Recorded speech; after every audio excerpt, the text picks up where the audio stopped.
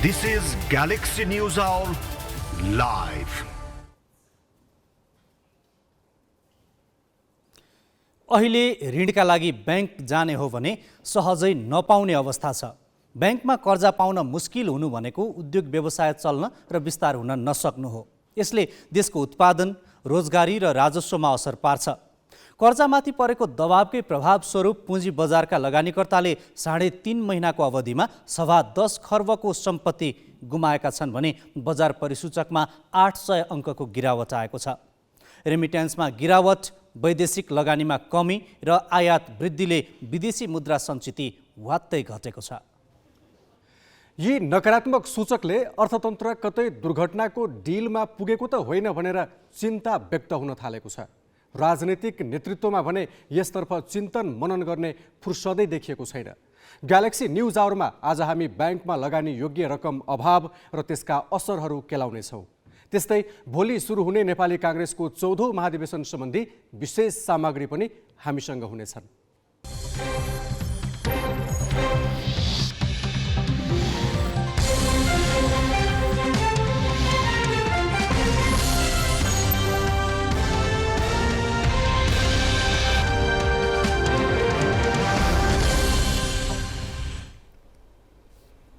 नमस्कार, यो हो ग्यालेक्सी न्युज आवर। सही सूचना र प्रष्ट विश्लेषण सहित उपस्थित भएका छौं। अब हेडलाइन्स।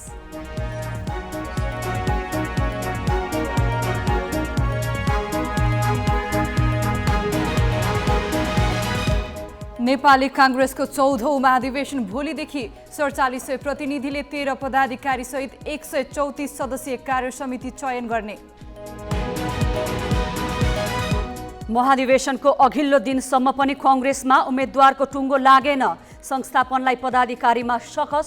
अर्को खेमाभित्र सहमति नजुटेपछि सिंह र कोइराला आफ्नै प्रचारमा। ब्याङ्कहरूमा ऋण दिने पैसा नभएपछि 60,000 फाइल रोकिए। शेयर बजारमा 3.5 महिनामै 800 अङ्कको गिरावट। लगानीकर्ताको सम्पत्ति 10.25 खर्ब गुम्यो। संसदबाट कृषि कानुन फिर्ता प्रक्रिया सुरु भएपछि भारतमा 1 वर्षदेखिको किसान आन्दोलन स्थगित। सबै माग पूरा गर्न सरकारलाई 1 महिनाको समय सीमा। र सूर्य नेपाल काठमाडौँको उपाधि जयराम श्रेष्ठलाई दशक लामो करियरमा श्रेष्ठ पहिलो पटक बने च्याम्पियन।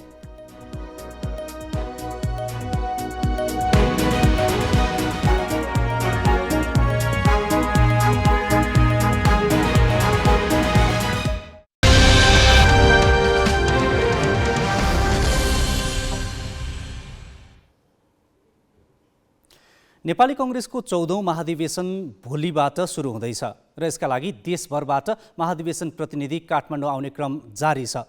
भोलि उद्घाटन समारोह तय हुँदा अहिलेसम्म यो महाधिवेशनको तयारी कहाँ पुग्यो, कुन कुन पदाधिकारीको उम्मेदवारको टुङ्गो लाग्यो, कुन कुन लाग्न बाँकी छ लगायतका विषयमा जानकारी दिन यति बेला हामीसँग संवाददाता अङ्गराज न्यौपाने सम्पर्कमा छन्। अङ्गराजजी, नेपाली कांग्रेसको महाधिवेशनको उद्घाटन भोलि हुँदैछ, तयारी कहाँ पुर्यायो कांग्रेसले, जानकारी गराउनुहोस्।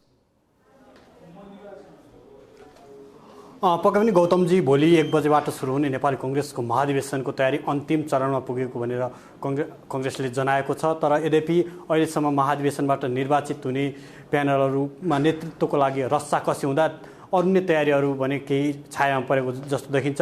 अहिलेसम्म पनि यति बेरसम्म पनि नेताहरूबीच संस्थापन इतर समूहबाट सभापति नै को भन्ने विषयमा छलफल जारी छ र अहिलेसम्म पनि सभापतिको उम्मेदवार तय गर्न सकेको छैन भने त्यस्तै संस्थापन समूहले पनि सभापति बाहेकका अन्य पदाधिकारीहरूमा कसलाई सिफारिस गर्ने भन्ने विषयमा अझसम्म पनि छलफल गर्न नसके। अझ टुङ्गोमा पुग्न नसक्दा नेपाली कांग्रेसभित्र अझ पनि केही समय लाग्ने भएको छ प्यानलहरू बनाउनका लागि।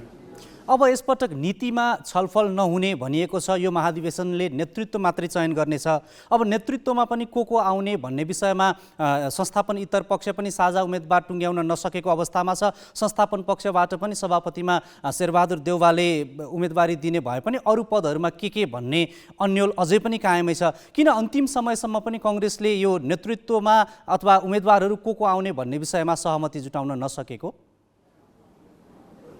पक्कै पनि गौतमजी भोलिदेखि सुरु हुने जुन अधिवेशन छ त्यसको अन्तिम समयसम्म पनि नेपाली कङ्ग्रेसमा संस्थापन इतर समूहमा त अझ भन्ने हो सभापतिकै टुङ्गो लाग्न सकेको छैन। भर्खरै केही बेर अगाडि मात्र महामन्त्री शशाङ्क कोइराला निवासमा बसेको संस्थापन इतर समूहका केन्द्रीय सदस्यहरूको भेलाले एउटा प्रस्ताव ल्याएको छ। त्यो प्रस्तावमा सभापतिमा रामचन्द्र पौडेललाई नै अगाडि बढाएर अन्य नेताहरूले त्यसलाई सघाउने भनेर प्रस्ताव ल्याएको छ। यद्यपि त्यो प्रस्तावमा अन्य नेताहरू सहमत हुन नहुने स्थिति देखिएको छ, किनभने सभापतिका आकाङ्क्षा रहेका प्रकाशमान सिंह र शेखर कोइरालाले आफ्नो प्रचारलाई तीव्र पारिसकेको अवस्था त्यो नहुने देखिसकेपछि अझ पनि संस्थापनबाट साझा उम्मेदवारीको खोजी भइरहेको छ। तर संस्थापन इतर समूहमा यो खोजी भइरहँदा संस्थापन समूह भने सभापतिका लागि जुन उहाँहरूको संस्थापन समूहबाट एकजना मात्र हुनुहुन्छ, तर पनि संस्थापनका अन्य पदाधिकारीहरूको जुन व्यवस्थापन छ त्यहाँ थुप्रो आकाङ्क्षीहरू छन्।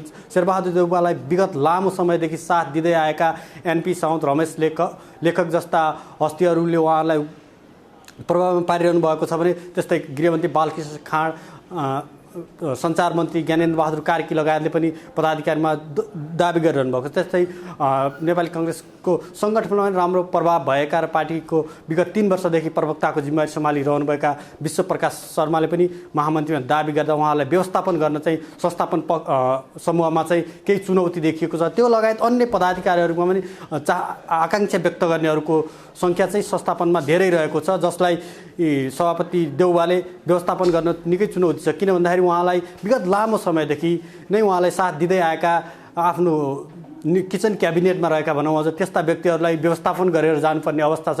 त्यो व्यवस्थापनको चुनौती रहेका कारण पनि त्यहाँभन्दा अर्को थप विषय के छ भन्नुहुन्छ भने सभापतिमा साझा उम्मेदवार छान्न निकै सकस पर्यो। कुरा नमिलेपछि आकाङ्क्षीहरू आफ्नो तरिकाले प्रचार प्रसारमा जुटिसकेका छन्। अब रामचन्द्र पौडेल चाहिँ के भनिरहेका छन् यति बेला, किनभने अरूमा सहमति नजुटे म उम्मेदवार हुन्छु भन्ने उनलाई लागेको भनेर न्युजहरू आइरहेका थिए। अहिलेको अवस्थामा चाहिँ रामचन्द्र पौडेलको प्रतिक्रिया के छ? पक्कै पनि उहाँको एउटा रणनीति थियो। गत सोमबारदेखि जुन लगातार रूपमा बैठक बसिरहेको छ त आफू बाहेक यदि तपाईँहरू मिलेर आउनुहुन्छ एउटा उम्मेदवार दिनुहुन्छ भने आफू छोड्न तयार छु भन्ने जुन रणनीति थियो, त्यो रणनीतिले पछिल्लो समय केही काम गर्ला भन्ने उहाँलाई आशा थियो। तर त्यो आशा पनि खासै काम गर्ने अवस्था देखिँदैन। पछिल्लो समय नेता शेखर कोइराला र पूर्व महामन्त्री प्रकाशमान सिंहले उहाँको त्यो रणनीतिलाई पनि कुनै वास्ता नगर्दै आफ्नो प्रचारलाई तीव्र पारेपछि संस्थापन इतर समूहबाट एउटा मात्र उम्मेदवार बन्ने सम्भावना चाहिँ न्यून हुँदै गएको छ। फलै अहिले केही बेर अगाडि मात्र सम्पन्न संस्थापन इतर समूहका प्रभावशाली केन्द्रीय सदस्यहरूको बैठकले संस्थापन इतर समूहबाट वरिष्ठ नेता रामचन्द्र पौडेललाई नै उम्मेदवारी बनाएर जानुपर्छ भन्ने एउटा प्रस्ताव पेश गरेका छन्। तर त्यो प्रस्तावले चाहिँ खासै निचोडमा ल्याउनेमा चाहिँ उहाँहरू नै विश्वस्त हुनुहुन्न। यस कारणले गर्दाखेरि संस्थापन इतर समूह एकले अर्कालाई नेतृत्वमा स्वीकार नगर्ने अवस्था आइसकेपछि संस्थापन इतर समूहमा चाहिँ सभापतिको टुङ्गो ल्याउन गाह्रो भएको र सभापतिको टुङ्गो नलाउँदा अन्य पदाधिकारी पनि महाराजगञ्ज स्थित शशाङ्क कोइरालाको निवासमा पनि यो विषयमा छलफल भएको थियो। तपाईँ रिपोर्टिङका क्रममा त्यहाँ पनि पुग्नुभयो। त्यहाँ चाहिँ खास गरी के विषयमा कुरा भयो, केमा कुरा मिलेन? मैले भने गौतमजी केही बेर अगाडि मात्र त्यो बैठक सम्पन्न भएको र त्यो बैठकले वरिष्ठ नेता रामचन्द्र पौडेलको नेतृत्वमा चाहिँ हामी महाधिवेशनमा निर्वाचनमा उभिनुपर्छ भन्ने एउटा प्रस्ताव बनाएको हो। तर यो प्रस्ताव भने अन्य दुई जुन आकाङ्क्षी हुनुहुन्छ शेखर कोइराला र प्रकाशमान सिंह उहाँले चाहिँ स्वीकार्ने अवस्था देखिँदैन। किनभने पछिल्लो समय मैले अघि पनि यहाँलाई जानकारी गरेँ, उहाँले आफ्नो तयारी र प्रचार प्रसारलाई तीव्र पारिसकेको अवस्थामा तत्काल स्वीकार गर्ने अवस्थामा चाहिँ उहाँ रहनुहुन्न भनेर उहाँ नजिकका व्यक्तिहरूले पनि हामीले बताइरहनु भएको अवस्थामा अब यी त भए नेतृत्वमा को पुग्ने भन्ने विषयमा भइरहेको छलफल र कुराकानी नमिलेको प्रसङ्ग। उता भिरकुटी मण्डप जहाँ अब उद्घाटन समारोह हुँदैछ त्यहाँको तयारी पनि अझै सकिएको छैन, स्टेज निर्माणको काम अझै नसकिएको भन्ने न्युज पनि आइरहेका छन्। अहिले 8 बजी सक्दा त्यहाँको अवस्था चाहिँ के छ, के जानकारी छ तपाईँसँग? पक्कै पनि हामी केही बेर अगाडि मात्र भिरकुटी मण्डपबाट आएका थियौँ र त्यहाँको स्टेज निर्माणको क्रम चाहिँ अझ पनि जारी नै छ। भोलि बिहानैसम्म उहाँले सिद्ध्याउने भनेर गर्नुभएको छ। केही स्टेज निर्माणका लागि चाहिने सामग्रीहरू अझ पनि त्यहाँ ल्याउने क्रम जारी थियो भने त्यो निर्माणको कार्य चाहिँ अहिले पनि जारी छ। त्यो अन्तिम आवरमा त्यो सम्भव सक्छौँ भन्ने छ। जुन ठाउँमा स्टेज निर्माण गर्दै हुनुहुन्छ त्यहाँ अन्य विगत केही लामो समय लिएर त्यहाँ निर्माण गर्न पनि सम्भव नहुने र छोटो समय निर्माण गर्नुपर्ने अवस्था आएका कारण पनि त्यो केही ढिला भएको भनेर उहाँले जानकारी दिनुभएको छ। यद्यपि कङ्ग्रेसको स्टेज निर्माण लगायतका अन्य व्यवस्थापन चाहिँ त्यहाँ लथालिङ्ग अवस्था भएको चाहिँ देख्न सकिन्छ। अब मतदानको प्रक्रियाको तयारी कसरी भइरहेको छ? किनभने नेपाली कङ्ग्रेसको एकजना महाधिवेशन प्रतिनिधिले मतदान गर्न करिब करिब 1 घण्टा समय लाग्ने भनिएको थियो। विद्युतीय मतदान मेसिन प्रयोग गर्ने सम्भावना छ कि कङ्ग्रेसले कागजमै मतपत्र बनाएर प्रयोग गर्ने भनेको छ कि केही कुरा बाहिर आएको छ? पक्कै पनि गौतमजी, विद्युतीय मतदानमा जानुपर्छ भनेर अस्ति मात्र बसेको बैठकमा यो कुराले प्रवेश पाएको थियो। तर त्यहाँ वरिष्ठ नेता रामचन्द्र पौडेल लगायतका नेताहरूले विद्युतीय मतदान प्रक्रियामा हामी जाँदैनौँ भनेर असहमत जनाउनुभयो। उहाँले त्यसप्रति आशंका व्यक्त गरिसकेपछि नेपाली कङ्ग्रेसको नेतृत्व छनौट कागज जे मतदान प्रक्रिया भनौँ मतपत्रमा नै भोट गरेर अगाडि बढ्ने भएको छ र यसका लागि 29वटा मतपत्र तयार पारेको भनेर नेपाली कङ्ग्रेसले जनाएको छ। र त्यो एउटा महाधिवेशन प्रतिनिधिले 29वटै मतपत्रमा भोट हाल्न करिब 1 घण्टा लाग्ने भनेर जानकारी दिएको छ, जसका लागि 3वटा स्थान निर्धारण गरेको छ। राष्ट्रिय सभागृह, महेन्द्र पुलिस क्लब र बिर्कुटी मण्डपमा मत केन्द्र बनाउने मत खसाल्नका लागि स्थान निर्धारण गरेको छ र यसका लागि चाहिँ उसले एकजनालाई 1 घण्टाभन्दा लामो समय लाग्ने भनेर बताएको छ। यद्यपि अहिलेसम्म त्यो तयारीको त्यहाँको अवस्था हेर्दाखेरि चाहिँ त्यो कतिको सम्भव हुने हो, अझै पनि ढिला हुन सक्छ, 1 घण्टाभन्दा लामो समय लाग्न सक्छ भनेर उहाँहरू नै बताइरहनु भयो। किनभने हामीले मतदातालाई राम्रोसँग परीक्षण गर्न पाएका छैनौँ, त्यहाँको भद्रगोल हुने अवस्था देखिन्छ भनेर उहाँले पनि स्वीकार गरिरहनु। धन्यवाद अङ्गराजी, जानकारीका लागि। उनी थिए संवाददाता अङ्गराज न्यौपाने। नेपाली कङ्ग्रेसको महाधिवेशनको उद्घाटन समारोह केही घण्टा मात्रै बाँकी हुँदा पनि उम्मेदवार छान्न सकस परेको विषयमा जानकारी गराउँदै नेपाली कङ्ग्रेसको 14औं महाधिवेशन भोलि सुरु हुँदैछ र यसका लागि देशभरबाट महाधिवेशन प्रतिनिधि काठमाडौँ आउने क्रम जारी छ। तर महाधिवेशन उद्घाटनका लागि आवश्यक मञ्च निर्माणदेखि अन्य व्यवस्थापकीय कार्य भने अझै सकिएको छैन। बरु महाधिवेशन उद्घाटन हुने स्थल बिर्कुटी मण्डप उम्मेदवारका पोस्टरले भरिएको छ।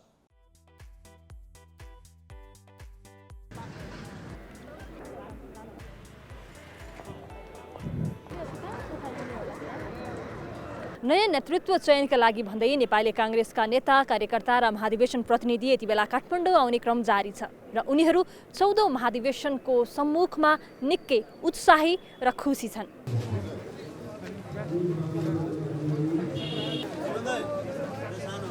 नेतृत्व चयन गर्न छ हैन, अब मूल्याङ्कन पार्टीभित्रको मूल्याङ्कन गर्ने बेला पनि भएको छ। त्यसैले चाहिँ यो त हामीले एउटा महान चाडकै रूपमा हामीले लिएका छौँ। दसैँ आए जस्तो भएको छ क्या हजुरहरूलाई? हो, दसैँ आए जस्तो भएको छ।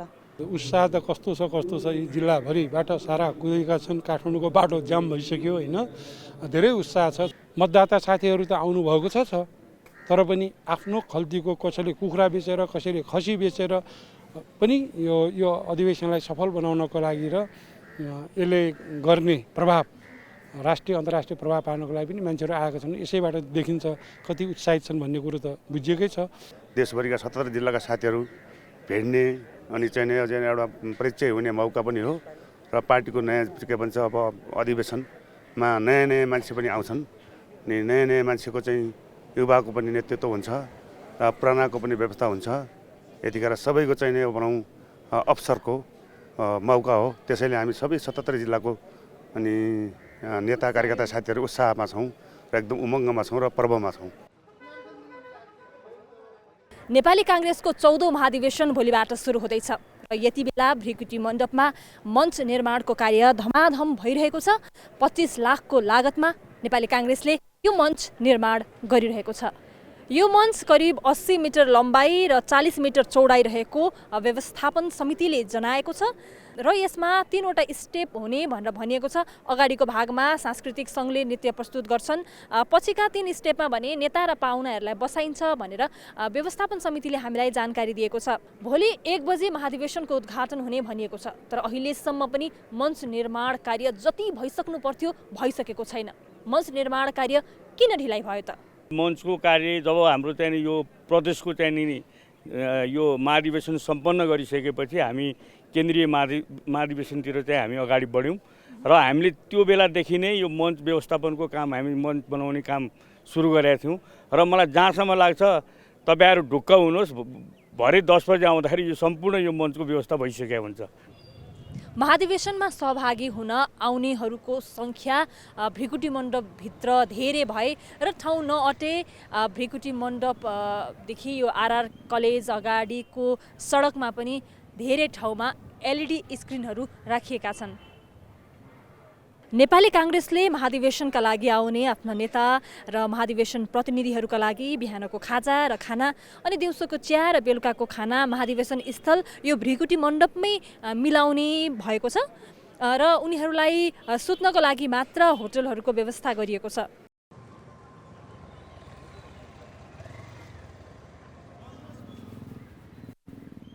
केन्द्रीय निर्वाचन समितिले राष्ट्रिय सभागृह र भृकुटी मण्डपको 500 मिटर वरपर निर्वाचन लक्षित कुनै पनि प्रकारको प्रचार सामग्री राख्न नपाउने, भित्तिलेखनहरू राख्न नपाउने भनेर आचार संहिता जारी गरेको भनिए पनि यहाँहरूले देख्न सक्नुहुन्छ रुखका हाँगामा भित्तामा प्रचार सामग्रीले भरिएको छ।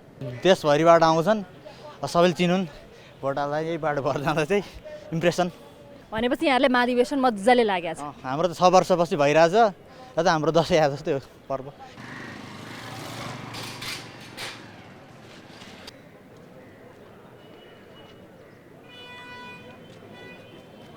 हरेक राजनीतिक दलका महाधिवेशन उसका नेता कार्यकर्ता अनि प्रतिनिधिहरूका लागि एउटा उत्सव जस्तै हुन्छ। नेपाली काङ्ग्रेसको 14औं महाधिवेशन पनि नेतृत्व चयनको रस्सा कसीलाई छाडेर हेर्ने हो भने नेता कार्यकर्ताका लागि एउटा उत्सव जस्तै बनेको छ। क्यामेरामा योगेश लामाका साथमा सृजना घिमिरे, ग्यालेक्सी 4K, काठमाडौँ।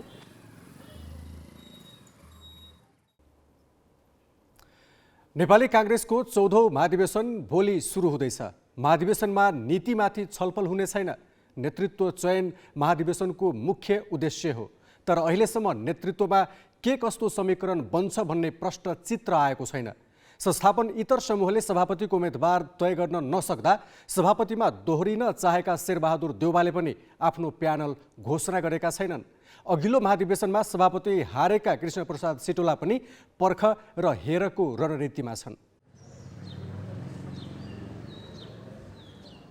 नेपाली कांग्रेसको संस्थापन इतर समूहमा सभापतिका 4 आकांक्षी मध्ये साझा उम्मेद्वारमा सहमति हुन सकेको छैन।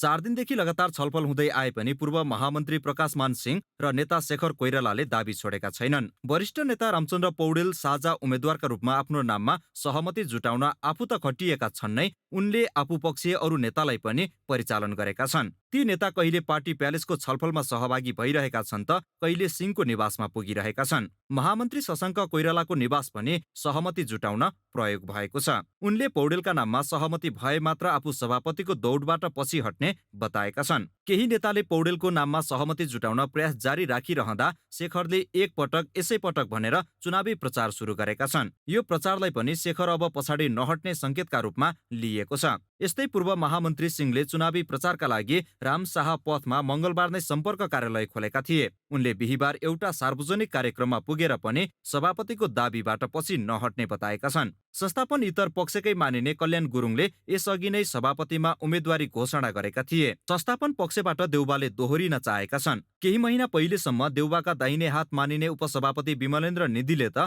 सम्पर्क कार्यालय खोलेर सभापति पदका लागि प्रचार नै थालिसकेका छन्। देउबा निकट नेता गोपालमान श्रेष्ठले पनि सभापतिमा उम्मेदवारी घोषणा गरेका थिए, तर उनले प्रचार भने गरेका छैनन्। कांग्रेसमा सभापति पछिको पद उपसभापति हो। उपसभापतिका लागि 2 सिट छ। यस्तै महामन्त्री पनि 2 जना चुनिने छन्। तर संस्थापन इतर पक्षमा सभापतिको उम्मेद्वार टुङ्गो नलाग्दा उपसभापतिको पदमा कसैको चर्चा छैन। संस्थापन पक्षमा भने उपसभापतिमा पूर्णबहादुर खड्का र विजय कुमार गच्छादार आकांक्षी हुन्। जिल्ला र प्रदेश तहको अधिवेशनमा देउबासँग सहकार्य गरेका पूर्व महामन्त्री कृष्णप्रसाद सिटौलालाई पनि संस्थापन पक्षले उपसभापतिमा व्यवस्थापन गर्ने भनेको छ। तर सिटौलाले बिहीबार काठमाडौँमा आफू पक्षीय कार्यकर्ताको भेला राखेर उम्मेदवारी मनोनयनको दिन मात्र आफ्नो रणनीति सार्वजनिक गर्ने बताएर मोलमोलाइमा जता फाइदा हुन्छ उतै जाने सन्देश दिएका छन्। म आज पनि भोलि पनि बोल्छु भने उद्घाटन सत्रमा र मेरो चुनावी रणनीतिक दृष्टिकोणले बोल्ने हो। चुनाव भनेको रणनीतिक दृष्टिकोणबाट मैले बोल्ने कुरा पर्सिका दिन मात्रै आउँछ। नोमिनेसन गर्नुभन्दा अगाडि 25 गते नोमिनेसन हुन्छ। नोमिनेसन गर्नुभन्दा अगाडि मात्रै म आफ्नो कुरा राख्नेछु। पार्टीमा मसँग जोडेका साथीहरू स्थापित गर्ने मेरो लक्ष्य रहन्छ। साथीहरूलाई स्थापित गर्दै जाँदा स्थापित कहाँ आएर हुन्छ कति मलाई थाहा छैन, तर सबै कुरा मन्जुर छ। सबै कुरा मलाई मन्जुर छ। साथीहरूलाई बलियो बनाउँदा स्वतः म बलियो हुन्छु भन्ने मेरो मान्यता छ। मेची, महाकाली, तराई, पहाड हिमाल सबै गाउँपालिका सबै वडाहरूमा हामीलाई सम्झेर हाम्रा युवाहरू उठेका छन्, जागेका छन्, हाम्रा साथीहरू उठेका छन्, जागेका छन्, एउटा भरोसा र आशाको नजरले हामीलाई हेरेका छन्। चाहे ती पदमा आइपुगेका हुन्, चाहे ती पदमा आइनपुगेका हुन्, चाहे ती जितेर पदमा पुगेका हुन्, चाहे ती हारेर बसेका हुन्, ती सबै साथीहरूले हामीलाई हेरेको छ। ती सबैको भरोसाको केन्द्रमा काङ्ग्रेसबाट बनाउने मेरो मूल लक्ष्य रहन्छ। महामन्त्री, सहमहामन्त्री र केन्द्रीय सदस्यमा भने दुवै पक्षमा आकांक्षीको कमी छैन। संस्थापन पक्षमा बालकृष्ण खाँड, प्रकाश शरण महत, ज्ञानेन्द्र बहादुर कार्की, एनपी साउद, विश्वप्रकाश शर्मा र रमेश लेखकले आकांक्षा देखाएका छन्। शर्माले त यसअघि नै उम्मेदवारी नै घोषणा गरिसकेका छन्। तर देउबाले 6 जना मध्ये कसलाई छान्छन् टुङ्गो लागेको छैन। उनले संस्थापन इतर समूहको निर्णय कुरिरहेका छन्। प्यानल घोषणा गर्दा असन्तुष्ट हुनेहरू संस्थापन इतर समूहमा जाने भय देउबामा छ। उता संस्थापन इतर समूहबाट गगन थापा, धनराज गुरुङ, मिनेन्द्र रिजाल, दिलेन्द्र बडु लगायत नेताले महामन्त्री पदका लागि आकांक्षा देखाएका छन्। तर थापा र सिटौला समूहका प्रदीप पौडेल बाहेक अरूले प्रचार थालेका छैनन्। तपाईको माया विश्वासले मैले काङ्ग्रेसको महामन्त्री हुने मैले मौका र अवसर पाएँ भने मेरो गन्ती त्यहीबाट सुरु हुन्छ। ठिक 4 वर्षपछि अहिलेको जस्तो 4.5, 5, 5.5 तन्कौ संविधान निर्वाचन आयोग भनेर होइन, ठिक 4 वर्षपछि अधिवेशन हुन्छ। प्रत्येक काङ्ग्रेसको सदस्यले एउटा आन्दोलनसँग त्यो जोडिन्छ, एउटा मिसनसँग जोडिन्छ। के को लागि काङ्ग्रेस, किन काङ्ग्रेस भन्ने कुराको प्रश्न उत्तर हुन्छ। काङ्ग्रेससँग प्रश्न होइन, काङ्ग्रेससँग उत्तर हुन्छ। काङ्ग्रेससँग समस्या होइन, काङ्ग्रेससँग समाधान हुन्छ। त्यो काङ्ग्रेस बनाउने हो। अहिलेको 1 वर्ष यसले सम्हाल्छ, एउटा राजनीतिक कार्यक्रम बोकेर जनताको बिचमा जान्छ र जनतालाई रुख चिन्हमा मत हालौँ लाग्ने काङ्ग्रेस बनाउँछ। संस्थापन इतर समूहले सभापतिको साझा उम्मेद्वार टुङ्गो नलगाएकाले अरू पदका उम्मेद्वारबारे छलफल नै गरेको छैन। कङ्ग्रेसमा यसपालि विभिन्न क्लस्टरमा 8 जना सहमहामन्त्री चयन हुनेछन्। दुवै समूहबाट 15 भन्दा बढी नेताले आकांक्षा प्रकट गरेका छन्। यस्तै केन्द्रीय सदस्यमा 121 जना चयन हुनेछन्। तर दुवै समूहले केन्द्रीय सदस्यमा पनि आकांक्षी धेरै भएकाले उम्मेद्वारको सूची तयार गर्न सकेका छैनन्। महाधिवेशन अन्तर्गत 25 गते उम्मेद्वारी दर्ताको तालिका छ। राजनीतिक ब्युरो, ग्यालेक्सी पोके, काठमाडौँ। कङ्ग्रेसको महाधिवेशनमा 4700 भन्दा बढी प्रतिनिधिले भाग लिँदैछन्। उनीहरूमध्ये कतिपयको पृष्ठभूमि विवादित छ। सरकारी योजना अलपत्र पार्ने ठेकेदारदेखि क्रसर उद्योग खोलेर नदीमा जथाभावी दोहन गर्दै आएका व्यवसायी पनि महाधिवेशन प्रतिनिधिको सूचीमा छन्। काङ्ग्रेसको महाधिवेशनले यसपालि 121 जना केन्द्रीय सदस्य चयन गर्नेछ। केन्द्रीय सदस्य पदमा उम्मेदवारी घोषणा गर्ने मध्ये एक हुन् सांसद जीव छिरिङ लामा शेर्पा। उनी लामा कन्स्ट्रक्सनका सञ्चालक समेत हुन्। उनको कम्पनीले त हात पारेका कतिपय सरकारी ठेक्का अलपत्र छन्। तोकिएको समयमा काम नगर्ने ठेकेदारहरूलाई पक्राउ गरी प्रहरीले कारबाही गर्न थालेपछि 2075 जेठमा ठेकेदार समेत रहेका सांसद लामाले संसदमै त्यसको विरोध गरेका थिए। काङ्ग्रेसले महाधिवेशन प्रतिनिधि चुनेका मध्ये जीव छिरिङ मात्र ठेकेदार होइनन्। धेरै विवादित ठेकेदार र व्यवसायीले काङ्ग्रेसको महाधिवेशनमा भाग लिँदैछन्। धादिङका प्रभात किरण सुवेदी ढुङ्गा गिटी बालुवा व्यवसायी हुन्। खानी तथा क्रसर सञ्चालक उनी धादिङ 1 बाट प्रतिनिधि चुनिएका हुन्। धादिङबाटै राधाकृष्ण भण्डारी, नारायण कुमार श्रेष्ठ लगायत ठेकेदारले महाधिवेशन प्रतिनिधिका रूपमा भाग लिँदैछन्। धादिङबाट चुनिएका महाधिवेशन प्रतिनिधि मध्ये विश्वप्रसाद अर्याल र दीपकान्त थपलिया पेट्रोलियम पदार्थ व्यवसायी हुन्। पेट्रोलियम पदार्थमा मिसावट र चोरीमा संलग्न भएको पाइँदा अर्यालले काङ्ग्रेसको आडमा कारबाहीको साटो उन्मुक्ति पाउँदै आएका छन्। पार्टीका लागि लामो समय चप्पल जुत्ता खियाएका कार्यकर्ता ओझेलमा परिरहँदा ठेकेदार र व्यवसायी भने सहजै पार्टीमा स्थान बनाउन सफल भइरहेका छन्। कुनै पेसामा लागेको मान्छे चाहिँ अथवा कुनै क्रसरको ठेकेदारै चाहिँ राजनीतिमा लाग्नै हुँदैन भन्न त मिल्दैन होइन। त्यो एउटा नागरिक अधिकार पनि हुन्छ। तर त्यो के को लागि लाग्यो त होइन। उसले त्यो पद प्राप्ति अथवा त्यो राजनीतिमा लागेर उसले आफ्नो व्यक्तिगत स्वार्थ र आफ्नो लाभ लिनलाई उसले कसरी प्रयोग गर्यो। त्यो प्रयोग गर्न नपाउने बन्देज लगाएर होइन सिधा समाज र जनताको लागि मात्रै उसले लगानी गर्न पाउँछ अथवा राजनीतिमा लाग्न पाउँछ भन्ने विधि विधानमा यदि राम्रोसित व्यवस्था गर्ने हो भने त्यो सम्भव छ। अन्यथा त्यस्तै मान्छेहरू हाबी हुँदै जाने भने भोलि अरू सामान्य मान्छे त राजनीतिमा छिर्नै नसक्ने अवस्था अब बन्दै जान्छ। अहिलेको अधिवेशनहरू हेर्दै गयौँ, अब आगामी अर्को 5 वर्षपछि हुने अधिवेशनमा त लगभग अरू त टिक्नै सक्दैन जस्तो देखिन्छ। मकवानपुरका इन्द्र बानिया बागमती प्रदेशका सभापति हुन्। बानिया निर्माण सेवा उनको निर्माण व्यवसायसँग सम्बन्धित कम्पनी हो। यो कम्पनी अहिले उनका भतिजाहरू उज्जवल र ऋषि बानियाले सञ्चालन गरिरहेका छन्। पार्टीका पदमा पुगेपछि कतिपयले आफूलाई कम्पनीबाट अलग भएको देखाउने गरेका छन्, तर खासमा उनीहरूले पार्टीको आडमा ठेक्का हत्याउन भूमिका निर्वाह गर्दै आएका छन्। त्योभन्दा पनि ठेक्का लिएर काम नगर्ने प्रवृत्ति पार्टीसँग जोडिएका ठेकेदारमा बढी छ। एकपछि अर्को ठेक्का अलपत्र पार्दा राजनैतिक आबद्धताकै कारण उनीहरूलाई सरकारी निकायले कारबाहीको दायरामा ल्याउनु त टाढाको कुरो, जवाबदेही समेत बनाउन सकेको छैन। राजनीतिमा गुन्डागर्दी र पैसा अनिवार्य छ भन्ने कुरा देखिएपछि आज यो प्रवृत्ति बढ्या हो। त्यसले गर्दा राजनीतिमा गुन्डागर्दी नभई हुँदैन भनेपछि त गुन्डाहरू राजनीति गर्दा भइगयो है। ऊ आफैले अर्कालाई सहयोग गर्नुपर्छ भने त उसँग पैसा पनि छ, उसँग मसल पनि छ भनेपछि ऊ आफै राजनीतिमा आउने भयो। र जो राजनीति गर्नेहरू हो त्यसो नगर्ने मान्छेहरू उनीहरूले उसलाई प्रयोग गर्नुपर्ने स्थिति आइसकेपछि यस्तो भएको हो। यो कारण त्यहाँ छ। हामी इतिहासलाई हेर्यौँ भने हाम्रो धेरै राजनीतिक दलका हाम्रा राम्रा मान्छेहरू भनिएका मान्छेहरूले पनि गुन्डागर्दी र पैसाको भरमा राजनीति गर्दै आएको हुनाले यो स्थिति आयो। अब समस्या के भयो भने यसले देशलाई चाहिँ अलिक गलत दिशातिर लग्यो। विवादित ठेकेदार र व्यवसायीलाई पार्टीमा स्थान दिएको काङ्ग्रेसले मात्र होइन, नेकपा एमाले 10औं महाधिवेशनमा यस्तै विवादित ठेकेदार र व्यवसायीलाई पनि प्रतिनिधि बनाएको थियो। माओवादी केन्द्रका विभिन्न संरचनामा पनि त्यस्ताको प्रवेश बढेको छ। खास गरी पार्टीका नेताले आफ्ना लागि खर्चको जोहो गर्न धनवान व्यापारीलाई प्राथमिकता दिने प्रवृत्ति बढेपछि इमान्दार र त्यागी नेता चिडिने क्रम बढेको छ। जिल्ला ब्युरोका साथ जितेन्द्र झा, ग्यालेक्सी फोके, काठमाडौँ। कांग्रेस महाधिवेशन सम्बन्धी अपडेट दिँदै जानेछौँ। अहिलेलाई ब्रेकपछि ब्याङ्कहरूमा कर्जा पाउने मुस्किल परेको समस्या र त्यसका असर सम्बन्धी प्रसङ्ग लिएर आउँछौँ।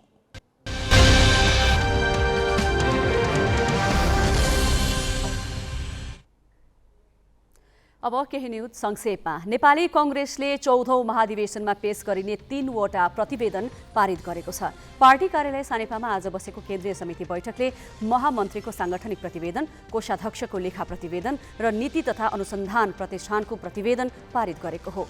पार्टीको महासमिति बैठकपछि विधान सम्बन्धमा भएका निर्णय पनि बैठकले अनुमोदन गरेको छ। बैठकमा वरिष्ठ नेता रामचन्द्र पौडेल र नेता प्रकाशमान सिंह भने अनुपस्थित थिए। सभापति शेरबहादुर देउवाले 2 जना सहमहामन्त्री थप गर्ने प्रस्ताव ल्याउन लागेको जानकारी पाएपछि त्यसमा असहमति जनाउँदै पौडेल अनुपस्थित भएका हुन्। नेपाली कांग्रेसका सभापति शेरबहादुर देउवाले भोलि सुरु हुने 14औं महाधिवेशनबाट सकेसम्म सहमतिका आधारमा नेतृत्व चयन गर्ने बताएका छन्। आफूसहित कम्तीमा 5 नेताले सभापतिमा दावी गरिरहेका बेला देउवाले भरसक सहमतिबाट नेतृत्व चयनको प्रयास गर्ने बताएका हुन्। उनले पार्टीका सहमहामन्त्री प्रकाश शरण महतद्वारा लिखित Nepali Congress and nation building पुस्तक आज काठमाडौँमा एक समारोहका बीच विमोचन गर्दै सहमति नभए प्रतिस्पर्धा गर्ने बताएका छन्। महाधिवेशनपछि कांग्रेसलाई सबैभन्दा ठूलो पार्टी बनाउने उनको भनाइ छ। माओवादी केन्द्रले प्रदेश समितिको आकार बढाएको छ। माओवादी केन्द्रको स्थायी कमिटीको आज पार्टी मुख्यालयमा बसेको बैठकले 7वटै प्रदेशको कार्य समितिको आकार बढाएको हो। प्रदेश 1 को कार्य समिति 229, 2 को 271, बागमतीको 274, गण्डकीको 229, लुम्बिनीको 215, कर्णालीको 211 र सुदूरपश्चिमको 223 सदस्यीय बनाउने निर्णय गरेको पार्टी प्रवक्ता कृष्णबहादुर महराले जानकारी दिए। उनका अनुसार माओवादी केन्द्रले प्रदेशमा पदाधिकारीको संख्या 7बाट 9 पुर्याउने निर्णय गरेको छ। बैठकले महिला विभाग गठन सम्बन्धी त्यसको प्रमुख पम्फा भूषाललाई तोकेको छ भने पार्टी प्रवेश गर्नेको व्यवस्थापनबारे अध्ययन गर्न 3 सदस्यीय कार्यदल गठन गरेको छ। सरकारले पुस 4 गतेदेखि करिब 18 लाख बालबालिकालाई विद्यालयमै कोभिड विरुद्धको खोप दिने भएको छ। स्वास्थ्य मन्त्रालय अन्तर्गतको स्वास्थ्य सेवा विभागले पुस 4 गतेदेखि 14 गतेसम्ममा 57 जिल्लामा 12 देखि 17 उमेर समूहका बालबालिकालाई खोप दिने बताएको हो। उनीहरूलाई दोस्रो चरणको खोप माघ 2 देखि 12 भित्र दिने तयारी छ। कोभ्याक्स सुविधा अन्तर्गत करिब 17 लाख डोज मोर्जना खोप नेपाल आइसकेको छ। 19 जिल्लाका 12 देखि 18 वर्ष उमेर समूहका दीर्घरोगी बालबालिकालाई भने यसअघि फाइजर खोप दिएको थियो। ती जिल्लाका बाँकी बालबालिकालाई पनि फाइजर खोप लगाउने तयारी छ। फाइजर खोप लगाइएका बाहेकका जिल्लाका बालबालिकालाई मोर्जना खोप दिइने भएको हो।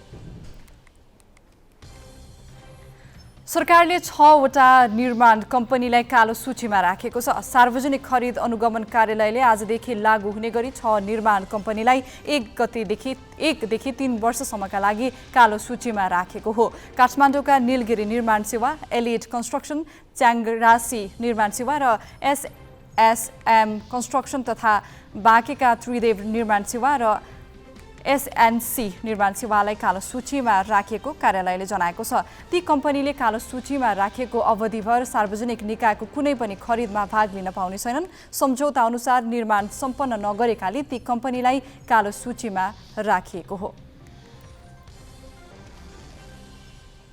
जनकपुरमा विवाह महोत्सवको अन्तिम दिन आज 22 जोडीको सामूहिक विवाह भएको छ। विश्व हिन्दू परिषद नेपालले दाइजो मुक्त सभ्य समाजको परिकल्पनासहित 3 वर्षदेखि सामूहिक वैवाहिक कार्यक्रम गर्दै आएको छ। जनकपुर धाम स्थित कलवार कुटीबाट 22 जोडी वरवधुलाई रथमा राखेर नगर परिक्रमा गराई जानकी मन्दिरमा विवाह महोत्सवमा सहभागी गराइएको थियो।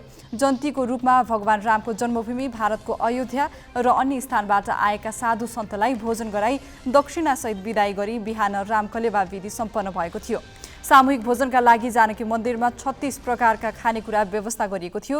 रामकलेवाको क्रममा भारतबाट आएका सन्त, महन्त र साधुलाई जनकपुरका महिलाले गीतका माध्यमले गाली गर्नुका साथै मनोरञ्जन गराउने परम्परा अनुरूप गीत तथा मनोरञ्जनका कार्यक्रम पनि भएका थिए। ऋणका लागि बैंकमा गयो, सबै प्रक्रिया पनि पुर्यायो, तर अन्तिममा रकम छैन भनेर ग्राहकलाई फर्काउने गरिएको छ।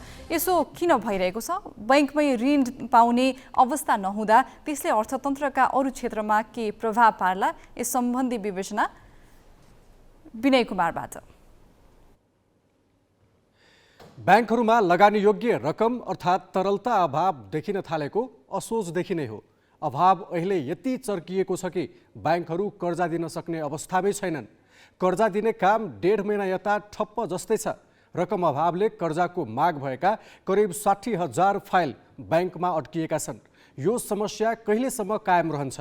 ब्याङ्करहरूसँग जवाब छैन। सरकारी अधिकारी भने मागदेखि अवस्था सुध्रिनेमा आशावादी छन्। साउनदेखि मङ्सिर 20 सम्म बैंक तथा वित्तीय संस्थाले 4 खर्ब 11 अर्ब रुपियाँ थप कर्जा लगानी गरे। यस बीचमा निक्षेप भने जम्मा 64 अर्ब रुपियाँ मात्रै बढ्यो। राष्ट्र बैंकले 100 रुपियाँ निक्षेप सङ्कलन गर्दा बढीमा 90 रुपियाँ कर्जा दिन बैंकहरूलाई निर्देशन दिएको थियो। तर बैंकहरूले 100 रुपियाँ निक्षेप लिएर 642 रुपियाँ कर्जा लगानी गरे। यसअघि सङ्कलन भएको निक्षेप आँखा चिम्लिएर दिए। अस्वाभाविक कर्जा विस्तारका कारण 1.5 महिना यता बैंकिङ प्रणालीमा लगानी योग्य रकमको अभाव चर्किएको हो। बैंकहरू अहिले नयाँ कर्जा दिन सक्ने अवस्थामा छैनन्। अहिले कर्जाको माग कति छ भन्ने तथ्याङ्क त कसैसँग छैन। तर बैंक तथा वित्तीय संस्थाका देशभरका झन्डै 11,000 शाखामा नयाँ कर्जा माग सम्बन्धी करिब 60,000 फाइल थुप्रिएको अनुमान छ। बैंकहरूको औसत कर्जा निक्षेप अनुपात 90% को सीमा नागेर 2 दिन अघि नै 91% पुगिसकेको छ। यही कारण 60,000 हाराहारी व्यक्ति तथा संस्थाले बैंकबाट तत्काल कर्जा पाउने अवस्था छैन। कर्जा मात्र होइन, 1 लाख रुपियाँ माथिको चेक काट्दा पनि बैंकले तत्कालै भुक्तानी दिन नसक्ने अवस्था छ। बैंकमा निक्षेप नबढ्नुको एउटा कारण आयातमा उच्च वृद्धि हो। एकातिर आयात वृद्धि तथा अर्कातिर औद्योगिक कच्चा पदार्थ र अन्य वस्तुको भाउ विश्व बजारमा नै बढेको असर नेपाली बैंकहरू रित्तिएका हुन्।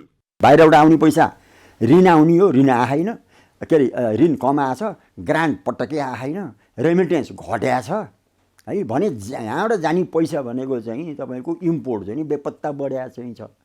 3 महिनामै 650 अरब भएको छ। यो दुईटा फ्याक्टरले जबसम्म यो दुईटा फ्याक्टरलाई हामीले सम्बोधन गर्दैनौँ, हाम्रो इम्पोर्टलाई सब्स्टिट्युट गर्दैनौँ, प्रतिस्थापन गर्नु पर्यो आफैले उत्पादन गरेर। जसरी अहिले अर्थमन्त्रीले चाहिँ उत्पादन बढाउनु पर्यो भनेर सरकारले भनिरहेको चाहिँ छ। एक रातमा हुने चिज पनि होइन यो।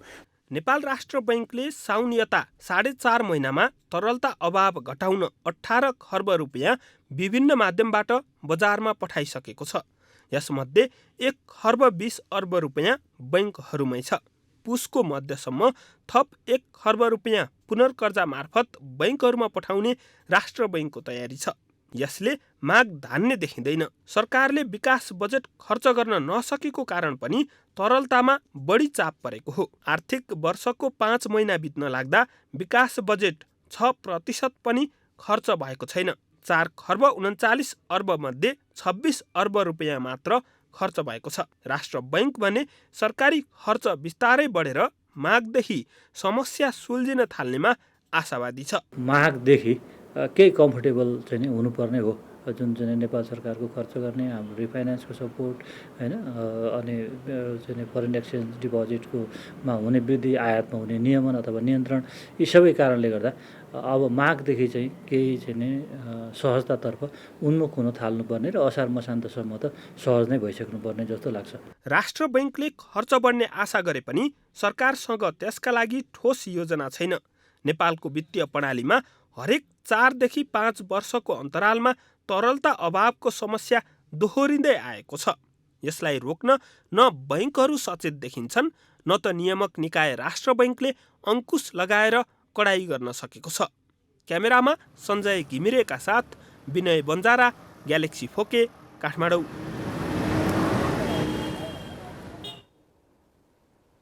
ब्याङ्कमा कर्जा दिने रकम नभएको असरस्वरूप एकातिर ब्याज दर बढिरहेको छ भने अर्कातिर सेयर बजारमा गिरावट आएको छ। सेयरमा अहिले 47 लाखभन्दा धेरैले लगानी गरेका छन्, तर 3.5 महिना यता उनीहरूको सम्पत्ति भने दिनदिनै जसो घटिरहेको छ। यो अवधिमा सेयर लगानीकर्ताले 10.25 खर्ब रुपियाँ गुमाएका छन्। भदौ 2 गते नेप्से परिसूचक 3198 अङ्कमा पुगेको थियो। त्यो दिन सेयर बजारको पुँजीकरण 44 खर्ब 68 अर्ब रुपियाँ थियो। सेयर लगानीकर्ताको त्यो सम्पत्ति देशको अर्थतन्त्रको आकार भन्दा ठूलो हो। अहिले कुल गार्हस्थ उत्पादन 44 खर्ब 66 अर्ब रुपियाँ रहेको केन्द्रीय तथ्याङ्क विभागको अनुमान छ। अर्थतन्त्रको ऐना मानिने सेयर बजार यसरी बढ्नुलाई धेरैले सुन्निएको भनेका थिए। हाम्रो जस्तो संकुचित अर्थतन्त्रमा सेयर बजारको आकार कुल गार्हस्थ उत्पादन भन्दा धेरै हुनु स्वाभाविक मानिँदैन। भदौ 3 देखि सेयर बजारमा गिरावट आयो। त्यो गिरावट अझै रोकिएको छैन। नेप्से परिसूचक बिहीबार 2450 अङ्कमा ओर्लदा बजार पुँजीकरण 34 खर्ब 44 अर्बमा झर्यो। 3.5 महिनामा लगानीकर्ताले 10 खर्ब 24 अर्ब रुपियाँ गुमाए। नयाँ लगानीकर्ताहरू धेरै नै छिर्नु भयो र नयाँ लगानीकर्ताहरूले छिर्दै गर्दाखेरि कुन कम्पनी किन्ने नकिन्ने भन्ने कुरामा उहाँले धेरै ध्यान पुर्याउनु भएन। जुन पनि कम्पनीहरू बढेका छन् अथवा चाहिँ क्यापिटल कम भएका कम्पनीहरू, लो क्याप कम्पनीहरू भन्छौँ हामी, स्मल क्याप कम्पनीहरूमा जानुभयो। त्यसमा चाहिँ हजुरको क्यापिटल गेन बढी देखियो। ग्रेजुअली उनीहरूको चाहिँ आर्थिक फन्डामेन्टल अवस्था चाहिँ त्यति राम्रो थिएन। त्यसपछि जुन मार्केट घट्न थालेपछि जुन कम्पनीको चाहिँ फन्डामेन्टल अवस्था चाहिँ राम्रो छैन, तिनै कम्पनीहरू घट्ने हो। र धेरै जसो नयाँ लगानीकर्ता जो चाहिँ अहिले भर्खरै चाहिँ सेयर बजारमा कमाइ हुन्छ भनेर छिर्नु भएको छ, उहाँहरू चाहिँ त्यस्ता कम्पनीहरूमा फसेको देखिन्छ। त्यसरी अस्ति भर्खर हजुरको कोभिड पछाडि हजुरको इमिडिएट छिर्ने लगानीकर्ताहरू त आज पनि सुरक्षित हुनुहुन्छ, तर अलिकति पछाडि चाहिँ सेयर बजारमा कमाइ भयो अरे भनेर चाहिँ मार्केटमा छिरेका लगानीकर्ताहरूको अवस्था चाहिँ अलिकति नाजुक नै छ। उहाँहरूले चाहिँ राम्रै चाहिँ अमाउन्ट गुमाउनु भएको अवस्था छ। सेयर लगानीकर्ताले 3.5 महिनामा गुमाएको सम्पत्ति 3वटा प्रदेशको कुल गार्हस्थ उत्पादन भन्दा धेरै हो। अहिले पनि गण्डकी, कर्णाली र सुदूरपश्चिम गरी 3 प्रदेशको कुल गार्हस्थ उत्पादन 10 खर्बको छैन। नेपाल राष्ट्र बैङ्कले मौद्रिक नीति मार्फत सेयर किन्न प्रवाह भइरहेको कर्जामा कडाई गरिदिएपछि नेप्से ओह्रालो लाग्न थालेको हो। नेप्से परिसूचक बिहीबार 8.5 महिना अर्थात् चैत 4 यताकै न्यून बिन्दुमा झरेको छ। तरलता अभावको समस्या तत्कालै समाधान नहुने भएकाले त्यसले बजार अझै प्रभावित हुने भय लगानीकर्तामा छ। क्यामेरामा अजय हाकुजुका साथ चिरञ्जीवी भट्टराई, ग्यालेक्सी फोके, काठमाडौँ। अर्थमन्त्री जनार्दन शर्माले ब्याङ्किङ प्रणालीमा देखिएको तरलता समस्या समाधानका लागि सरकारले पुँजीगत खर्च बढाउने प्रयास गरिरहेको बताएका छन्। आज सङ्घीय संसदको अर्थ समितिमा मन्त्री शर्माले प्रत्येक महिना 10% बजेट खर्च गर्ने योजना बनाएको र त्यो कार्यान्वयनमा जाने चरणमा रहेको दावी गरे। राष्ट्र ब्याङ्कका गभर्नर महाप्रसाद अधिकारीले तरलता व्यवस्थापनका लागि आयात निरुत्साहित गरिएको बताए। उनले सेयर बजारका लगानीकर्ताले आधारभूत कुराहरूमा ख्याल नगरी लगानी गरेकाले समस्या देखिएको बताए। तरलतामा अलिकति समस्याहरू देखा पर्छ, त्यसमा पुँजीगत खर्च कम हुनुले पनि केही प्रभाव पारेको छ। यसलाई व्यवस्थापन गर्नका लागि अर्थ मन्त्रालय, राष्ट्र ब्याङ्कसँग छलफल भएर यी नीतिगत भर्खरै सुधार गरिएका छन्। सायद यसलाई म्यानेज गर्छ भन्ने हामीलाई लागिरहेको छ। पुँजीगत खर्चलाई वृद्धि गर्ने कुरामा अर्थ मन्त्रालयले विभिन्न अनुगमन लगायतका कुराहरूलाई प्रभावकारी बनाएर अगाडि बढिरहेको, त्यहाँ अलिक कमी भएको कुरा साँचो हो। त्यसका पनि केही कारणहरू छन्। त्यसलाई अब यस महिनादेखि आगामी महिनादेखि त्यो अलि तीव्र रूपमा अगाडि बढ्ने पनि हाम्रो अनुमान छ।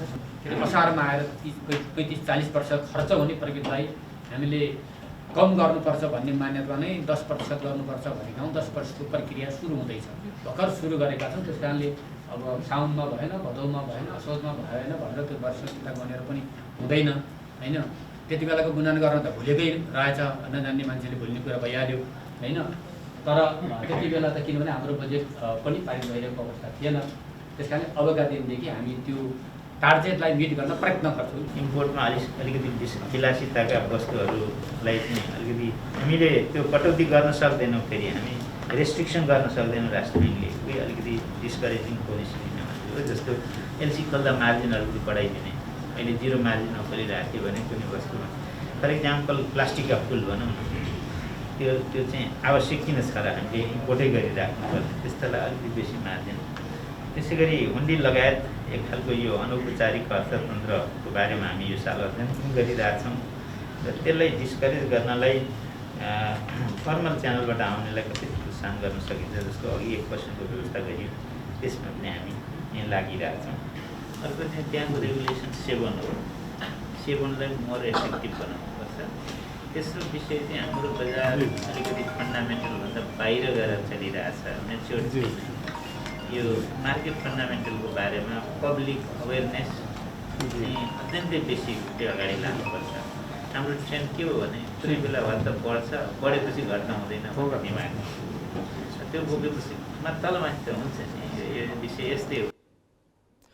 ब्याङ्कहरूमा 3 महिनादेखि लगानी योग्य रकम अभाव हुनु र यो समस्या घट्नुको साटो बढ्दै जानु सामान्य कुरा होइन। यसका चौतर्फी असर देखिन थालिसकेका छन्। यसलाई गम्भीरताका साथ लिएर समयमै समाधानका लागि पहल हुनुपर्छ, अन्यथा अर्थतन्त्र नै दुर्घटनाको डिलमा नपुग्ला भन्न सकिन्न।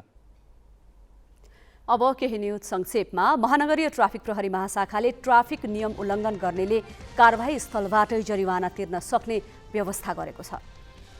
महाशाखाले ट्राफिक नियम उल्लङ्घन गरी कारबाहीमा परेका सवारी साधन धनीले कारबाही स्थलबाटै जरिवाना तत्काल भुक्तान गरी कागजात फिर्ता लिन सक्ने व्यवस्था आज सुरु गरेको हो। यसका लागि महाशाखाले पहिलो चरणमा 5 वटा यन्त्र प्रयोगमा ल्याएको छ। चिट काटेपछि जरिवाना तिरेर सवारी धनीले कागजात लिन ट्राफिक कार्यालय जानुपर्ने बाध्यता हटाउन नयाँ व्यवस्था गरिएको महाशाखा प्रमुख जनक भट्टराईले बताए। उनका अनुसार अनलाइन वा QR कोडबाट जरिवाना तिर्न सकिनेछ। लमजुङमा विद्यार्थी बोकेको बलेरो जीप दुर्घटना हुँदा 3 जनाको मृत्यु भएको छ, 13 जना घाइते भएका छन्। मर्स्याङ्दी गाउँपालिका स्थित गणेश माध्यमिक विद्यालयका शिक्षक र विद्यार्थी बोकेर बेसी सहर नगरपालिका पिस हिल स्टेसनतर्फ जाँदै गरेको जीप भुस्मे नजिकै दुर्घटना भएको हो। दुर्घटनामा शिक्षक कमल राणा मगर र 2 विद्यार्थीको मृत्यु भएको छ। गम्भीर घाइते 2 जनालाई थप उपचारका लागि चितवन पठाइएको छ। 11 घाइतेको जिल्ला अस्पताल लमजुङमा उपचार भइरहेको छ। भारतमा 1 वर्षभन्दा लामो समयदेखि आन्दोलनरत किसानले आन्दोलनका सबै कार्यक्रम स्थगित गरेका छन्। संसदबाट कृषि कानुन फिर्ताको संवैधानिक प्रक्रिया सुरु भएपछि किसानले आन्दोलन स्थगित गरेका हुन्। मङ्सिर 3 गते प्रधानमन्त्री नरेन्द्र मोदीले विवादास्पद कृषि कानुन रद्द गरे पनि उनीहरूले आफ्ना थप मागसहित आन्दोलन जारी नै राखेका थिए। संयुक्त कृषक मोर्चाका प्रमुख राकेश टिकैतले शनिबारसम्म आन्दोलनका सबै शिविर खाली गरिने बताए। देशैभरका 40 कृषि संगठनहरूले संयुक्त किसान मोर्चा बनाएर राजधानी नयाँ दिल्ली लगायत देशभरका मुख्य सहरमा शिविर नै खडा गरेर आन्दोलन गर्दै आइरहेका थिए। उनीहरूले अब 1 महिना सरकारलाई काम गर्न दिने र 1 महिनापछि आवश्यक परे पुनः आन्दोलनमा फर्किने बताएका छन्। इथियोपिया स्थित आफ्नो खाद्य भण्डारमा विद्रोही समूहले आक्रमण गरेपछि विश्व खाद्य कार्यक्रम WFP ले आफ्ना सबै कार्यक्रम स्थगित गरेको छ। इथियोपियाको उत्तरी क्षेत्रका 2 वटा सहरमा तिग्रायान विद्रोही संगठनका बन्दुकधारी समूहले WFP को खाद्य भण्डारमा आक्रमण गरी खाद्यान्न लुटेर लगेका छन्। आक्रमणमा WFP का कर्मचारी समेत घाइते भएको बताइएको छ। भोकमरी र कुपोषणका सङ्कटमा रहेको उक्त क्षेत्रमा WFP ले राष्ट्रसङ्घको समन्वयमा केही समयदेखि खाद्यान्न वितरण गर्दै आएको थियो। उत्तरी क्षेत्रमा 1 वर्षदेखि जारी सरकार र विद्रोही सङ्गठन बीचको द्वन्द्वका कारण 90 लाख मानिस भोकमरीको चपेटामा रहेको राष्ट्रसङ्घको तथ्याङ्क रहेको छ। राजनीति दल ठुला सभा र भेलाको होडमा छ। यसले कोभिडको नयाँ लहर त फैलाउँदैन? यो प्रसङ्ग गौतम रेग्मीबाट।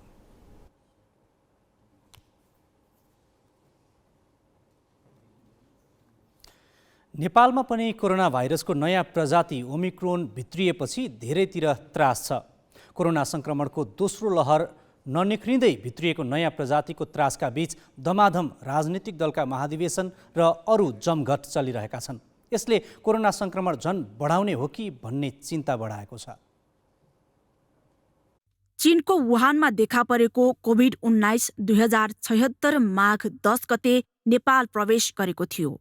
विश्वभर आतंक मच्चाइरहेको भाइरसको संक्रमण रोक्न सरकारले त्यही वर्ष चैत 5बाट सार्वजनिक स्थलहरूमा 25 जना भन्दा बढी मानिस भेला हुन नपाइने निर्देश गर्यो। चैत्र 11 देखि निषेधाज्ञा नै लागू गर्यो। भीडभाड हुने ठाउँमा प्रतिबन्ध नै लगाइयो। यी सबै संक्रमण फैलिन नदिन चालिएका कदम थिए। त्यति हुँदाहुँदै महामारीको पहिलो र दोस्रो लहरले अप्रत्याशित मानवीय क्षति पुर्यायो। हालसम्म कोरोना संक्रमणबाटै 11,549 जनाले ज्यान गुमाइसकेका छन्। दोस्रो लहरको रूपमा फैलिएको डेल्टा भेरिएन्टकै पनि अझै 7,000 सक्रिय संक्रमित छन्। यही बेला अर्को परिवर्तित स्वरूपको भाइरस ओमिक्रोन 44 भन्दा बढी देशमा फैलिसकेको छ। गत मङ्सिर 3 गते हवाई मार्गबाट आएका एक विदेशी सहित 2 जनामा ओमिक्रोन पुष्टि भयो, जुन कुरा सरकारले मङ्सिर 20मा सार्वजनिक गर्यो। यही मितिको आसपासमा एमाले देशभरबाट लाख भन्दा बढी कार्यकर्ता चितवन महाधिवेशनमा भेला गरायो।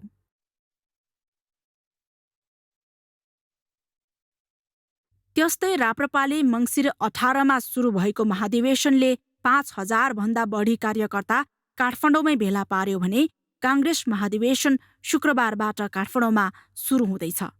देशभरबाट तामझामका साथ राजनीतिक दलहरूले गर्दै आएका यस्ता किसिमका सभा सम्मेलनमा सामाजिक दूरी त धेरै परको कुरा। सरकारले तोकेका कुनै मापदण्ड पालना हुने सम्भावना नै छैन। काङ्ग्रेस भने महाधिवेशन तोकिएकै समयमा गर्नु आफूहरूको बाध्यता भएको बताउँछ।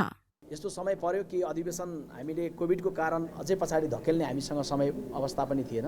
कोभिड सकिएला अनि बल्ल हामी सुरु होला भन्न मिल्ने अवस्था थिएन। चाहिँ यो जोखिमको बीचमा पनि हामीले गरेका छौँ। तर त्यसको आवश्यक व्यवस्थापन, मास्क लगाउने विषय अथवा चाहिँ सेनिटाइज गर्ने विषय, यी सबै विषयको कुरामा चाहिँ साथीहरू पनि गम्भीर हुनुहुन्छ र यसमा स्वास्थ्य समितिले एउटा योजना बनाएर काम गर्दैछ। स्वास्थ्य समितिका संयोजक पार्टीका केन्द्रीय सदस्य मोहन बस्नेतले बनाउनु भएको योजना बमोजिम त्यसलाई व्यवस्थित तरिकाले हामी गर्छौँ। स्वास्थ्य मन्त्रालयका अनुसार हालसम्म 90,58,000ले पूर्ण मात्रा खोप लगाएका छन् भने 1,08,00,000ले पहिलो मात्रा पाएका छन्। तर ओमिक्रोन संक्रमणको जोखिम पूर्ण मात्रा खोप लगाएकाहरूलाई पनि रहेकाले सजग रहन स्वास्थ्यविदले सुझाएका छन्। स्वास्थ्य मन्त्रालयले पनि यसरी भिडभाड गर्नु घातक साबित हुने बताएको छ। त्यो गतिविधिहरूलाई हामीले अलिकति कम गर्नुपर्ने हुन्छ। अहिले हामीले केही समय अझै पर्खर हेरेको अवस्थामा छौँ। सम्भावित नयाँ भेरिएन्टका सन्दर्भमा अनुसन्धानहरू पनि हुँदैछन् र विश्वव्यापी रूपमा यति तीव्र गतिमा धेरैवटा देशहरूमा गइरहेको भेरिएन्ट छ। यसलाई मध्यनजर गरेर हामी आयोजकहरूले, हामी सहभागी हुने व्यक्तिहरूले अलिकति बढी जिम्मेवारी चाहिँ बोध गर्नुपर्ने हुन्छ। कोरोनाको पहिलो र दोस्रो लहरले शिथिल पारेको अर्थतन्त्र उठ्न नपाउँदै भिडभाड जन्य गतिविधि रोकिन नसक्दा देशमा कोरोनाको तेस्रो लहरको जोखिम चिकित्सकहरूले औल्याएका छन्। यसमा जिम्मेवार संस्थाहरू नै संवेदनशील नबन्नु लापरवाहीको पराकाष्ठा हो। क्यामेरामा सबिन महर्जनका साथमा शिखा श्रेष्ठ, ग्यालेक्सी फोके, काठमाडौँ। नेपालका सर्वाधिक सफल मानिएका गल्फर शिवराम श्रेष्ठ अहिले नेपालमा छैनन्। तर यो सिजनको सूर्य नेपाल टुरको पहिलो उपाधि भने उनकै परिवारमा भित्रिएको छ। शिवरामका दाइ जयराम श्रेष्ठले उपाधि जितेका छन्। 14औं सिजन खेलिसकेका जयरामको यो पहिलो उपाधि हो। नेपाली प्रोफेसनल गल्फका सर्वाधिक सफल गल्फर हुन् शिवराम श्रेष्ठ। उनले सूर्य नेपाल टुरको 46 वटा उपाधि जितेका छन्। उपाधि संख्याले उनलाई नेपाली प्रो गल्फको बादशाह बनायो। तर जितेको यी उपाधि र एक छत्र राजले पनि उनले आफ्नो भविष्य नेपालमा देखेनन्। सुन्दर र लोभलाग्दो गल्फ करियरलाई छोडेर अन्य खेलाडीले जस्तै उनले पनि अमेरिकालाई आफ्नो गन्तव्य बनाए। शिवराम नेपाली गल्फबाट टाढिए, तर यो सिजनको टुरको पहिलो उपाधि शिवरामकै दाइ जयराम श्रेष्ठले जिते। ट्रफी श्रेष्ठ परिवारमै भित्रियो। भाइको 46 वटा ट्रफी देखेका जयरामको लागि यो ट्रफी भने विशेष छ। 37 वर्षीय क्याडी प्रो जयरामले 14औं सिजन खेलेपछि पहिलो उपाधिको सफलता प्राप्त गरेका हुन्। बिहिबार रोयल नेपाल गल्फ क्लबमा सूर्य नेपाल काठमाडौँ ओपनको अन्तिम दिन लिडर रवि खड्का भन्दा 2 स्ट्रोकले पछि थिए। तर जयरामले 6 अन्डर 64 को शानदार स्कोर सहित समग्रमा 9 अन्डर 263 का साथ नेपाल नम्बर 1 गल्फर भुवन नगरकोटीलाई 2 स्ट्रोकले हराउँदै च्याम्पियन बने। तेस्रो दिनका लिडर रविले बिर्सन लायक 4 ओभर 72 स्कोर गरेसँगै जयरामको उपाधि यात्रा सहज बन्यो। जयरामले पहिलो र छैटौं होलमा बढी प्रहार गरे, तर 7औं र 9औं होलको बोगीले फ्रन्ट 9 इभन पार 34 मा सकाए। ब्याक 9 मा जयरामले शानदार प्रदर्शन गरे। 10औं, 12औं, 13औं र 14औं होलमा बढीको सफलता प्राप्त गरे र 4 अन्डर 64 सहित करियरकै पहिलो उपाधि उचाले। सानैदेखि गल्फ कोर्सलाई बल बोय, क्याडी अनि खेलाडी हुँदै कर्मभूमि बनाएका जयरामले दशक लाम्रो खेल करियरमा बिहिबार सबैभन्दा सफल दिन बनाए। उनी पहिलो पटक च्याम्पियन बने। अब मलाई धेरै खुसी लागिरहेछ। अब पहिलादेखि नै जित्छु भनेर खेलेको हो, तर अब कहिलेकाहीँ अब लट्ठीको कुले गरेर आज त जित्छु भनेर खेलेको हो, तर 7 नम्बरमा चाहिँ मेरो अलिकति मिस्टेक भयो जस्तो लाग्यो। त्यही पनि आफूले ब्याक 9 चाहिँ नि अलि उनी गर्छु भनेर एकुरेसी खेल्छु भनेर खेलेँ। मलाई चाहिँ नि अब राम्रो त खास गरी अब आज भन्नु पर्ला, किन भन्दाखेरि फर्स्ट डे पनि राम्रै खेलेको हो मैले।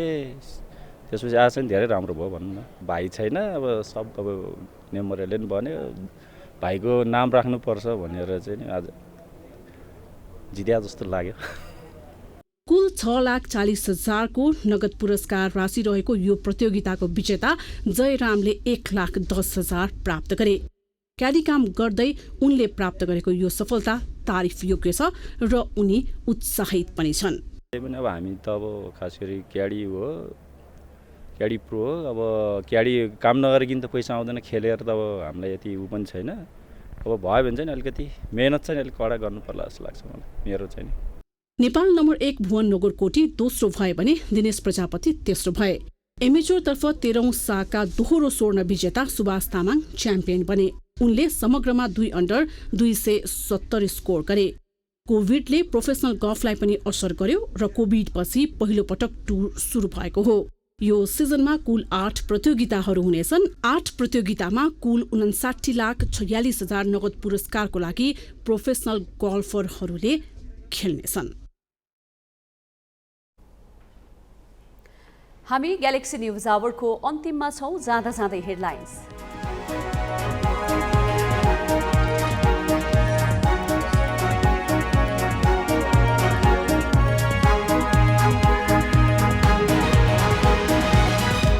नेपाली कांग्रेसको 14औं महाधिवेशन भोलिदेखि 4700 प्रतिनिधिले 13 पदाधिकारी सहित 134 सदस्यीय कार्य समिति चयन गर्ने।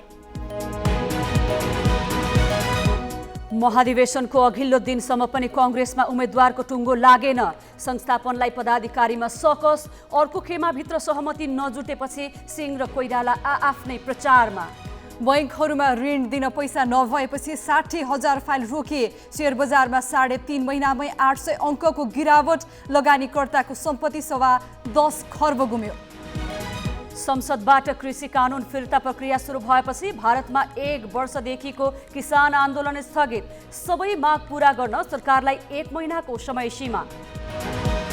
र सूर्य नेपाल काठमाडौँको उपाधि जयराम श्रेष्ठलाई दशक लामो करियरमा श्रेष्ठ पहिलो पटक बने champion.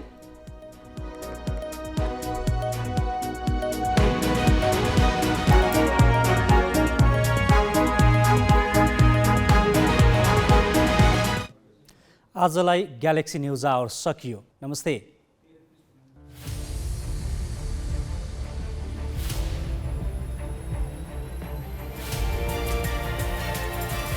This is Galaxy News Hour Live.